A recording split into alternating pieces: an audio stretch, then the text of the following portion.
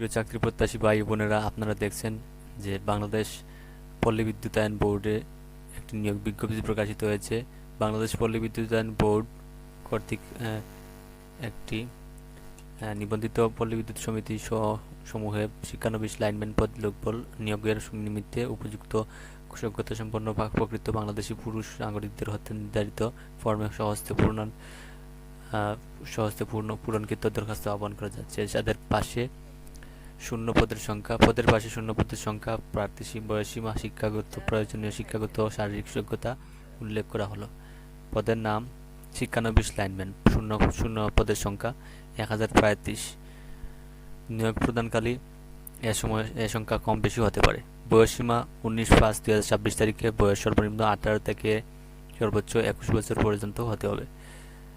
পল্লী বিদ্যুৎ সমিতিতে কর্মরত প্রায় প্রয়োজনীয় সকল যোগ্যতা সম্পন্ন রিটার কাম প্যাসেঞ্জার শিক্ষানবিশ লাইনম্যান হিসেবে নিয়োগের ক্ষেত্রে বয়স 18 থেকে সর্বোচ্চ 21 বছর হতে হবে। শিক্ষাগত যোগ্যতা লাগবে এসএসসি বা সমমান পরীক্ষায় বিজ্ঞান বিভাগ থেকে ন্যূনতম জিপিএ 5 পয়েন্টের মধ্যে 3 পয়েন্ট সহ উত্তীর্ণ হতে হবে।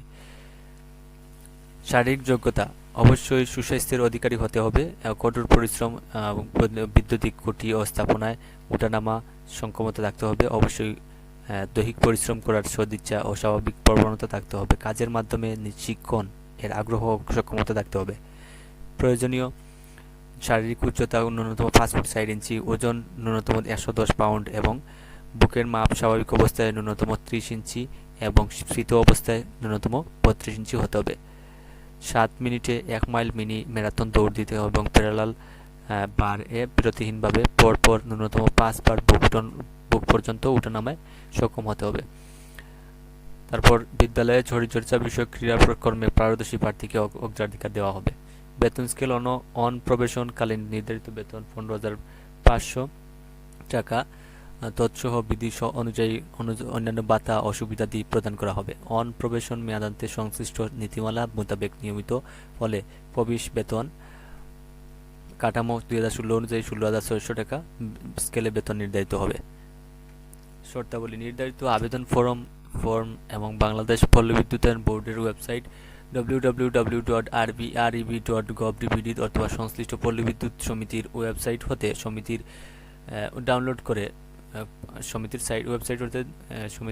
ওয়েবসাইট এবং সংশ্লিষ্ট সমিতির সাথে সংগ্রহ করা যেতে পারে। ডাউনলোড করে সংগ্রহ করতে হবে এবং আবেদন ফর্ম A4 সাইজের কাগজে হতে হবে। আবেদন ফর্মটি আবেদনকারীকে সহজে পূরণ করতে হবে। নাম্বার 2, নির্ধারিত আবেদন ফর্ম 1 ব্যতীত অন্য কোনো আবেদন ফর্মে আবেদন করলে আবেদন বাতিল বলে গণ্য হবে।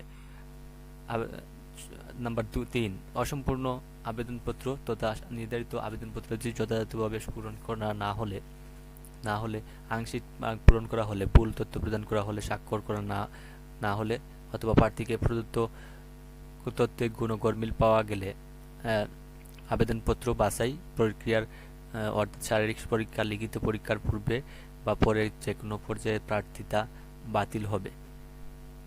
যদি কোনো প্রার্থীর ক্ষেত্রে আবেদনপত্র কোনো অংশ প্রযোজ্য না হয় সেক্ষেত্রে প্রযোজ্য নয় উল্লেখ করতে হবে। নাম্বার 4, আবেদনপত্রের সঙ্গে প্রার্থীর শিক্ষাগত যোগ্যতা এসএসসি অথবা সমমান পরীক্ষার মূল সাময়িক সনদপত্র, মার্কশিট, প্রশংসাপত্র গ্রহণযোগ্য নয় এবং এর ফটোকপি, নাগরিকত্ব সনদ এর ফটোকপি ও সদ্য তোলা 4 কপি পাসপোর্ট আকারের ছবি প্রথম শ্রেণীর কর্মকর্তা কর্তৃক সত্যায়িত হতে হবে। 200 টাকা মূল্যমানের crossed postal order senior general manager এর অনুকূলে সংযুক্ত করতে হবে। Postal order, pay order, bank draft ব্যতীত আবেদনপত্র প্রেরণ করা হলে তা গ্রহণযোগ্য হবে না।